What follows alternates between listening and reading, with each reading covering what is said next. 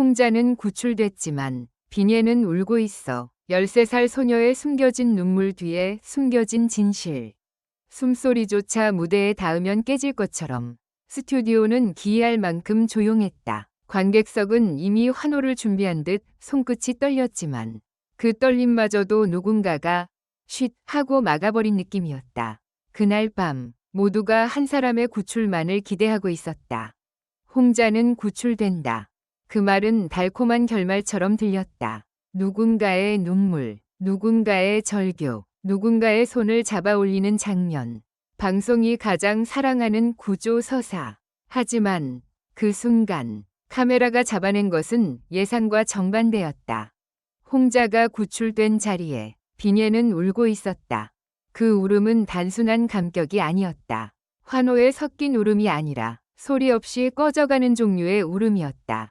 눈가가 빨갛게 부풀어 오르고 입술이 말라붙어도 비녀는 끝내 목소리를 내지 않았다. 카메라는 몇 초를 더 붙잡아두려 했지만 화면 속 비녀는 이미 이곳에 없는 사람처럼 보였다. 어째서 홍자가 구출됐는데 왜 비녀는 울어야 했지? 그 질문이 스튜디오 전체를 얼어붙게 만들었다. 그리고 그때였다. 무대 뒤 한 제작진의 손이 급히 무전기를 움켜쥐었다. 컷, 아니, 컷하면 안 돼. 그대로 간다. 말끝이 떨렸다. 뭔가를 덮으려는 떨림이 아니라 더 이상 덮을 수 없다는 떨림. 그날 밤 큰 그림은 이미 굴러가기 시작했고 누구도 그 바퀴를 멈출 수 없었다. 1. 홍자의 구출이란 말의 진짜 의미. 사람들은 홍자의 구출을 위로의 말로 받아들였다.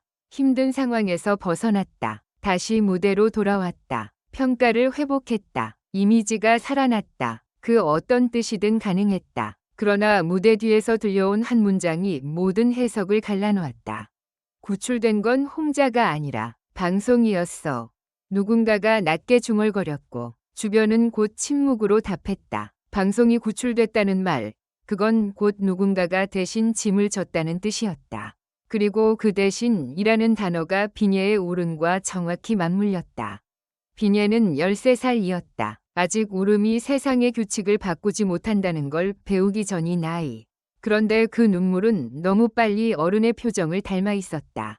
마치 이건 내 감정이 아니야 라고 말하는 듯한 얼굴. 마치 내가 울어야 할 타이밍이 정해져 있었어 라는 듯한 눈빛. 그 순간 스튜디오의 공기는 바뀌었다. 승부가 아니라 시나리오가 떠오른 것이다. 2. 비녀의 눈물은 결과가 아니라 신호였다. 비녀가 울기 시작한 시점은 이상했다. 결과 발표 직후도 아니었고 누군가의 위로가 닿은 순간도 아니었다. 오히려 모두가 다음 장면으로 넘어가려던 찰나 비녀가 잠깐 고개를 돌렸고 그 시선 끝에 누군가가 서 있었다. 이수연. 그 이름이 떠오르는 순간 관객석에서 몇몇이 동시에 숨을 삼켰다. 이수연은 평소처럼 차분했다. 누구보다 침착했고 누구보다 감정을 조절했다. 표정은 흔들리지 않았다. 그런데 그 눈이 비녀를 보고 있었다. 안다는 눈이었다. 무언가를 이미 알고 있으며 그걸 쉽게 말할 수 없다는 사람의 눈. 비녀는 그 눈을 본 뒤 울었다. 사람이 울 때 가장 무서운 울음은 고통의 울음이 아니다. 이해했기 때문에 우는 울음이다. 아, 나만 그런 게 아니었구나. 아, 이건 이미 결정된 거였구나. 비녀의 울음은 바로 그 종류였다. 3. 이수연의 복잡한 운명, 무대 위에서만 살아남는 아이. 이수연은 모두가 사랑하는 완벽한 균형을 가진 참가자였다. 감정이 넘치지 않고 흔들리지 않으며 실수도 적다. 심사위원들이 가장 신뢰하는 타입, 제작진이 가장 다루기 쉬운 타입, 그리고 경쟁자들이 가장 경계하는 타입. 하지만 그날 밤 이수연에게서 낯선 흔들림이 포착됐다. 카메라가 지나가며 잡아낸 손끝, 마이크를 쥔 손이 아주 미세하게 떨리고 있었다. 시청자라면 지나칠 수 있는 흔들림. 그러나 무대에서 수십 번이 흔들림을 숨겨온 사람만이 아는 흔들림이었다. 그 떨림은 말하고 있었다. 오늘은 내가 감정 조절을 못하는 날이다. 그렇다면 왜 이수연은 흔들렸을까?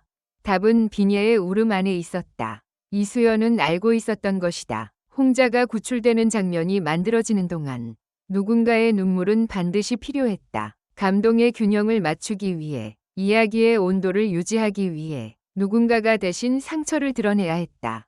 그 역할이 비니에게 돌아갔다. 그리고 이수연은 그걸 멈추지 못했다. 멈추면 자신도 무대에서 사라질 수 있었으니까. 그게 이수연의 운명. 무대 위에서만 살아남는 아이. 사랑받기 위해 침착해야 하고 살아남기 위해 침묵해야 한다는 운명. 4. 제작진이 감춰온 큰 그림. 우연처럼 보이게 설계된 필연. 사람들은 종종 말한다. 예능은 예능일 뿐. 하지만 어떤 예능은 예능이라는 단어를 방패로 삼아 현실을 더 깊게 흔든다. 그날 밤의 구성은 완벽했다. 홍자의 서사를 살리는 장면. 관객의 눈물을 끌어내는 순간. 다음 회차를 기다리게 만드는 갈등의 씨앗. 그런데 이상했다. 너무 완벽했다. 무대 순서, 조명 타이밍, 카메라 동선, 심사위원 리액션, 관객의 표정, 모든 것이 우연히 맞아떨어지기엔 너무 정교했다. 마치 누군가가 퍼즐을 맞추듯 사람들의 감정을 정확한 위치에 끼워 넣고 있는 것 같았다. 그리고 그 퍼즐의 가장 가운데 비녀의 눈물이 있었다. 비녀는 그날 단지 참가자가 아니었다. 이야기의 장치였다. 구출 서사의 반대편에서 울어야 구출이 더 빛난다. 행복한 결말엔 늘 슬픈 그림자가 필요하다. 그 그림자가 없으면 감동은 얇아지고 시청률은 식는다. 그게 제작진이 그려온 큰 그림이었다. 소름 끼치는 건 그 그림이 성공적이었다는 사실이다. 사람들은 홍자, 정말 다행이다 라고 말하며 동시에 비녀는 왜 울었지? 라고 검색했다. 구출과 눈물은 동시에 화제가 되었고 누군가의 감정은 클릭이 되었다.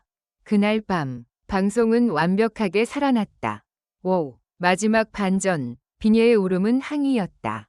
하지만 여기서 끝이 아니다. 진짜 반전은 무대가 끝난 뒤에 벌어졌다. 비녀는 대기실에서 울음을 멈추지 않았다. 제작진이 다가가 괜찮아? 라고 물었을 때 비녀는 고개를 저었다. 그리고 아주 작은 목소리로 말했다. 마이크도 카메라도 닿지 않는 곳에서 제가 울면 다들 좋아하잖아요. 순간 공기가 얼어붙었다. 그 말은 단순한 하소연이 아니었다. 아이가 어른의 방식으로 세상을 진단한 말이었다. 그리고 그 진단은 정확했다. 비녀는 자기 눈물이 누군가에게 효과가 된다는 걸 알고 있었다. 그래서 울었고, 그래서 더 무서웠다. 그때 이수연이 대기실 문 앞에 섰다. 눈을 마주쳤다. 이수연은 아무 말도 하지 못했다. 대신 손을 뻗었다. 비녀의 어깨에 닿을 듯 말 듯 멈춘 손. 그리고 그 손을 다시 거두는 순간 그게 이수연의 답이었다. 미안해. 하지만 나도 어떻게 할 수 없었어. 그 침묵이야말로 진짜 큰 그림의 완성이었다. 제작진이 원했던 것은 갈등만이 아니었다. 참가자들 사이에 생기는 미묘한 거리, 죄책감, 경쟁의 도끼, 그리고 시청자가 스스로 해석하며 더 깊게 빠져드는 이야기. 그 모든 것이 한 장면으로 연결됐다. 홍자는 구출됐다. 비녀는 울었다. 이수연은 침묵했다.